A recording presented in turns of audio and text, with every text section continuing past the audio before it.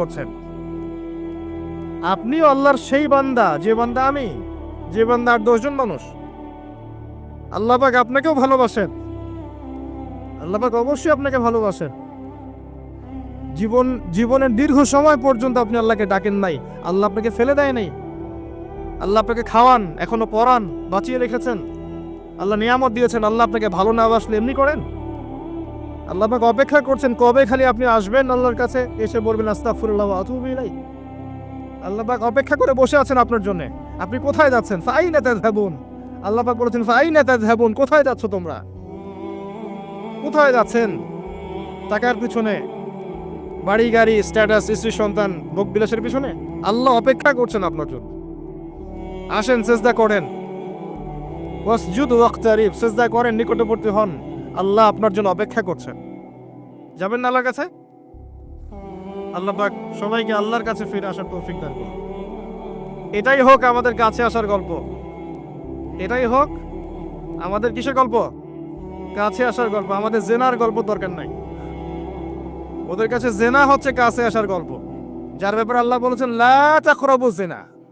ওর ধারের কাছেও যেও না, আর তারা ওইটাকে বলবে কাছে আসার গল্প। ইন্না লিল্লাহি ওয়া ইন্না ইলাইহি রাজিউন। আল্লাহ পাক আমাদের যুবক যুবতীদেরকে হেদায়েত দান করুন। পিতা মাতাদেরকে পরিবারে অনুশাসন বজায় রাখার তৌফিক দান করুন। আমাদের এই কাজগুলোর প্রতিফল কিন্তু আমাদেরকে ভোগ করতে হবে। আমাদের মেয়েদের, আমাদের ছেলেদের, তাদেরকে আমরা কিভাবে বড় করছি এটার হিসেব কিন্তু আমাদেরকে চুকিয়ে দিতেই হবে। পিতামাতাদেরকে বলবো সচেতন হয়ে যান। আল্লাহ পাক তৌফিকের আয়াত করুন, আমিন। আর যারা ওই পথে চলে গেছেন তাদের উদ্দেশ্যে একটা কথা বলবো, সেটা হচ্ছে যে এটা একটা মোহ, একটা ভ্রম। বাস্তবতা হচ্ছে যে আপনাকে প্রতিশ্রুতি দিচ্ছে সে আপনাকে অনেক ভালোবাসে, আদতে সে আপনাকে ভালোবাসে না।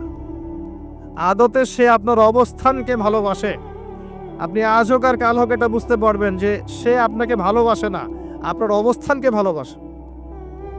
আপনার অবস্থান যদি ভালো থাকে সে আপনাকে ভালোবাসবে, অবস্থান ভালো না থাকলে ভালোবাসবে না।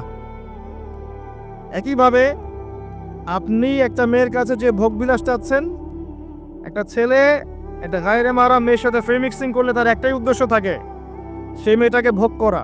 সুযোগ পেলেই সে মেয়েটাকে ভোগ করে ফেলবে। আর একইভাবে এই মেয়েও দেখবেন আপনার যে যতটুকু সামর্থ্য আছে, অর্থবিত্ত যা যা আছে, এটাকে সে ইউজ করার চেষ্টা করছে তার স্বার্থে।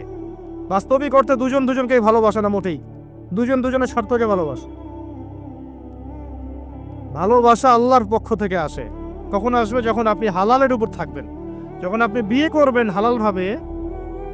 অচেনা একটা মেয়ের প্রতি দেখবেন আল্লাহ পাক এমন ডিভাইন একটা লাভ দিয়ে দিবেন, ওয়াজআলা বাইনাকুম মাওয়াজ্জাতা ওয়া রাহমা। আল্লাহ পাক তার পক্ষ থেকে উভয়ের মাঝখানে হৃদ্যতা, ভালোবাসা, মহব্বত দান করবেন। বলুন সুবহানাল্লাহ।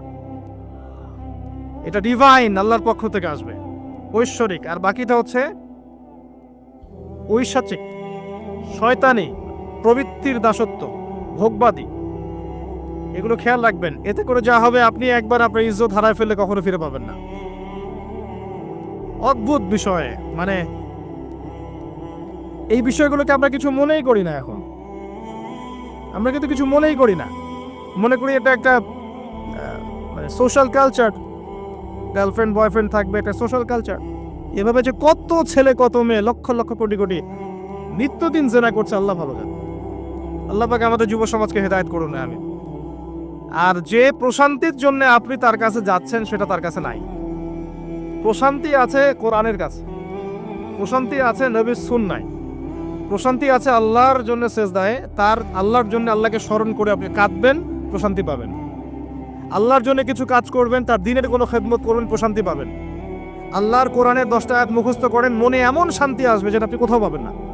আমি চ্যালেঞ্জ করে বলছি আপনাকে, আপনি আল্লাহর কিতাবের আজকে গিয়ে 5টা আয়াত মুখস্থ করেন, অর্থটা পড়বেন, কয়েকবার চর্চা করেন, মানুষকে শোনান, আপনি মনে এমন একটা প্রশান্তি পাবেন যেটা পৃথিবীর কোনো জায়গায় পাবেন না। এখানে প্রশান্তি এত এত বেশি মাত্রায় আসবে, যার খবর যদি ওই পশ্চিমারা জানতো তাহলে আমার কলিজায় বোম মেরে উড়িয়ে দিত। কথা বুঝতে পারেন নাই? আল্লাহর পথে চললে যে প্রশান্তিটা পাওয়া যায়, এর খবর যদি ইসলামের শত্রুরা জানতো তাহলে মুসলিমদের কলিজায় পারমাণবিক বোমা মারত।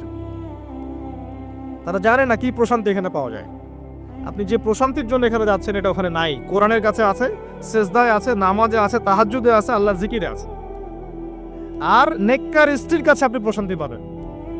এটা আল্লাহ আপনাকে গিফট দিয়েছেন। আদম আলাইহিস সালামকে আল্লাহ পাক দিয়েছেন না? তার একাকী বোধ হচ্ছিল জান্নাতে, আল্লাহ পাক সঙ্গিনী সৃষ্টি করেছেন। এখানে আপনি প্রশান্তি পাবেন, বাকিগুলো প্রশান্তির উৎস নয়।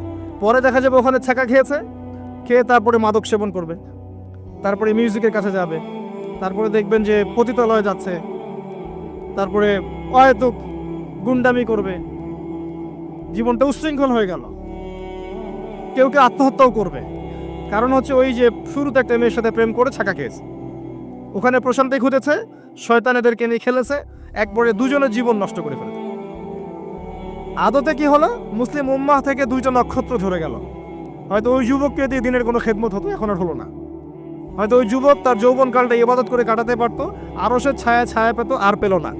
শয়তান সাকসিড, শয়তান জিতে গেল। এই হচ্ছে বাস্তবতা। বাস্তবতা বোঝেন, আল্লাহর কাছে ফিরে আসেন, আল্লাহ আপনার অপেক্ষা করছেন। আসবেন না আল্লাহর কাছে? এটাই হোক আল্লাহর কাছে আমাদের কাছে আসার গল্প। আল্লাহ পাক আমাদেরকে তৌফিক দান করুন। আল্লাহুম্মা আমিন।